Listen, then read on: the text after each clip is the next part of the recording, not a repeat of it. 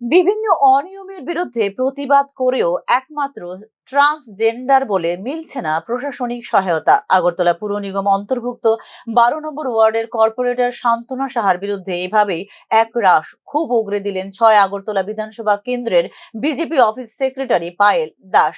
মঙ্গলবার আগরতলা প্রেস ক্লাবে আয়োজিত সাংবাদিক সম্মেলন করে এই অভিযোগ করেন BJP office secretary Payel Das. এক্ষেত্রে কর্পোরেটর শান্তনু সাহার হাতে প্রকাশ্যে নিগৃহীত হবার এফআইআর দায়ের করার পরও তার বিরুদ্ধে কোনো পদক্ষেপ নেওয়া হচ্ছে না বলে অভিযোগ করেন BJP office secretary Payel Das. যে উনি বারবার এই একটাই প্রসঙ্গ তুলে যাচ্ছে যে আমি একজন ট্রান্স উইমেন বলে নাকি সরকার আমাকে জাস্টিস দেয়নি।